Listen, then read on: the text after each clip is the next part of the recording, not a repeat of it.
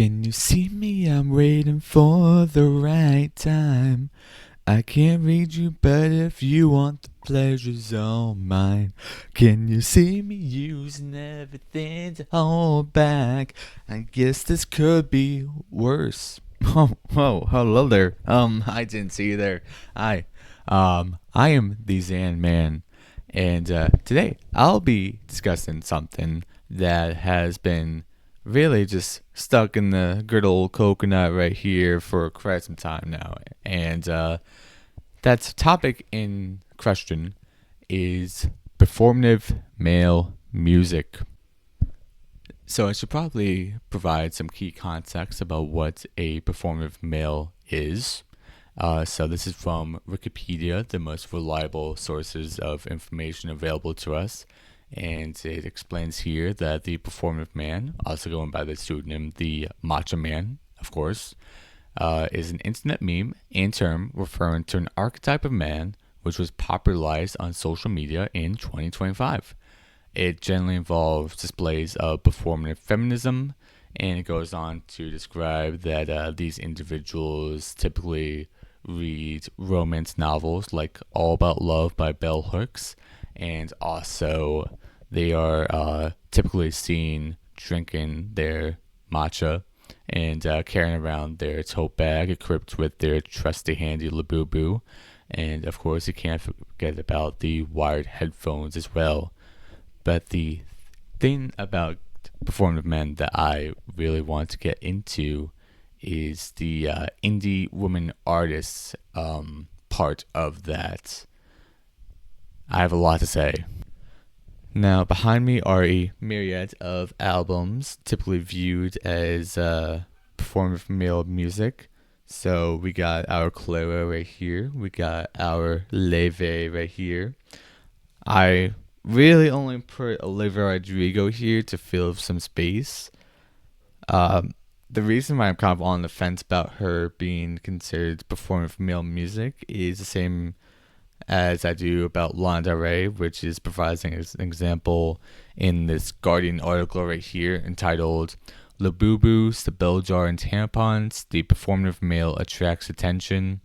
The thing with Lana Del Rey and Olivia Rodrigo being kind of exceptions to this whole my own real perception about what is considered performative male music is I feel like in terms of like music that is perceived as such that would be used for men to like attract women and to be kind of like as like tools for them to have the ladies ruin over them perhaps, is that with indie music you kind of had to go out of your way to like kind of search for it and find such music. It's not as mainstream, it's not as well known. So in terms of like these albums, you have to actually have to do some digging in order to find it, and maybe that sort of effort is what is believed to be attracted to women. I don't know. I'm just a guy here.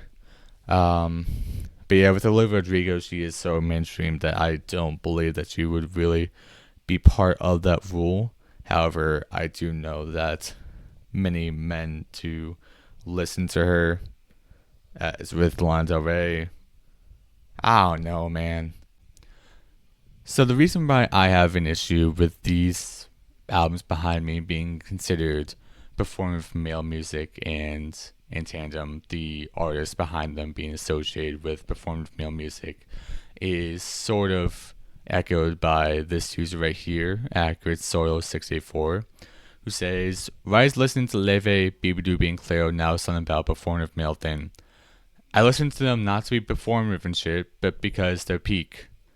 Now, I wouldn't use the word peak to describe music. I am on the side of believing that we should be more descriptive in our uses of why we are like so in favor of this music or why we dislike this music. I think we should be a little bit more elaborate in our language, but I digress.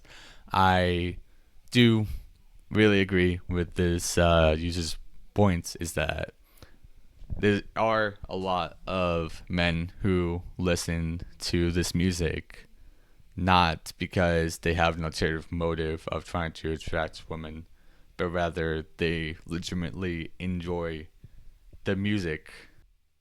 Now, when Charmed by Clairo came out last year, I vividly remember the discussion centering primarily around the production, the vocals on this album. Pretty much the discussion of the album was on the album, it was on the actual art. People were pretty appreciative of how stripped back and pretty simplistic, I suppose, the production was, but yet it had this great creative spin to it as well on it. It was very aesthetically pleasing. It was very refreshing in terms of how serene and soothing it was in comparison to a landscape of pop where a lot of the music sounds samey and there's just more kind of an emphasis on being like kind of loud and booming in your face. This was not. This was pretty calm and beautiful, I would say. And a lot of people agreed as well. A lot of the discussion was on those aspects of the album.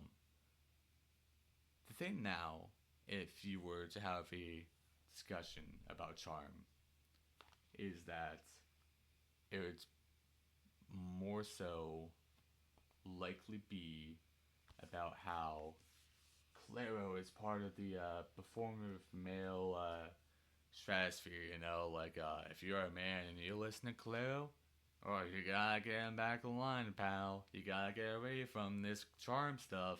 You can't be charmed by Clairo. The discussion would be that if you're caught red-handed listening to Clairo as a man, then you'd be accused of being a performative man. You'd be accused of not actually valuing the art, and you'd be instead be just posing as an interested listener of the music because you have an alternative motive of trying to attract a woman. And now, fast forward to August 22nd of the Big 25. We have a new project here from Leve, A Matter of Time.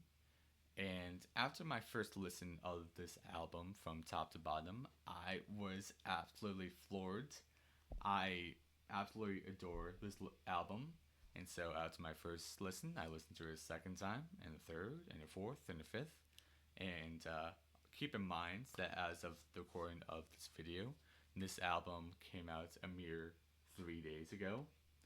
So, as you can probably tell, given the quantity of listens that I procured from this album right here, I absolutely enjoyed it and I absolutely adored it. I would say the side B tracks are probably my favorites among the two halves. I think the interlude, I think it doesn't really get that much credit. I love just how fun and whimsical and joyous the interlude was. Especially my favorite part about it is the fact that it alludes to tracks that are going to be coming after it, but also it's kind of also portrayed in instrumentals.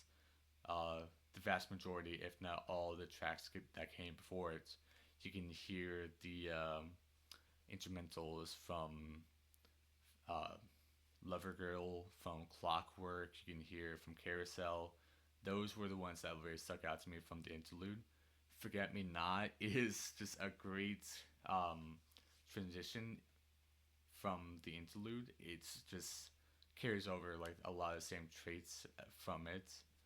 You got these incredible, epic, um, orchestrated details, especially in the chorus when Leve's voice just booms and you know like just with how great her vocal range is and just how distinguishable it is in comparison to a lot of other pop artists. Like that track is just such a standout to me. I was also a big fan of Clockwork, just like how cutesy and adorable it was. Let's see what else we got here. We got so many. We got Carousel. That's also a fun one as well. I like that it does mimic the sounds of like a carousel, like going like the horse going up and down, and you have Leve's voice accompanying like all the instrumental as well. Like they just like act together like such in sync. I really enjoyed that track as well. Sabotage with just how unexpected the instrumentals go on, especially the end and like in the middle of the chorus.